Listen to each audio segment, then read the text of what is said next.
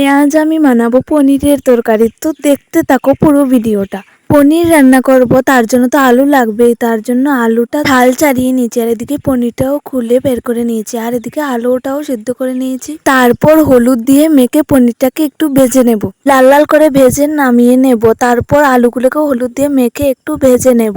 আর কমেন্টে তোমার প্রিয় রেসিপির নাম বলে যাও, আমি নিশ্চয়ই করে দেখাবো। তারপর এখানে জিরে, হলুদ, লঙ্কার গুঁড়ো, ধনিয়া গুঁড়ো, আর কিছু লাগবে না। তারপর এগুলোকে জল দিয়ে ভালো করে মিক্সড করে নেব। আমার ভিডিওগুলো ভালো লাগলে সাবস্ক্রাইব করে দিও। তারপর এখানে তেল দিয়ে শুকনো লঙ্কা আর পাঁচফোড়ন দিয়ে সম্বাস দিয়ে দেব। তারপর এগুলোতে দিব ওই করে রাখা মশলাগুলোকে। তারপর একটু নেড়ে চেড়ে পনির আর আলুগুলোকে দিয়ে দেব।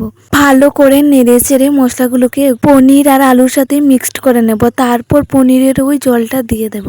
তারপর আরো একটু জল দিয়ে নেড়ে চেড়ে নেব। তারপর ঝোলটা ফুটে আসলে গরম মশলা দিয়ে নুন দিয়ে নামিয়ে নেব। তারপর চলো খেয়ে দেখি কিরকম হয়েছে। দেখতে তো খুব সুন্দর হয়েছে। তোমরা কি এরকম করে পনিরের তরকারি বানাও না অন্যভাবে বানাও? নিশ্চয়ই বলে যাবে কমেন্টে। আর সত্যি বলতে দারুণ হয়েছিল, তোমরাও ট্রাই করো। বাই।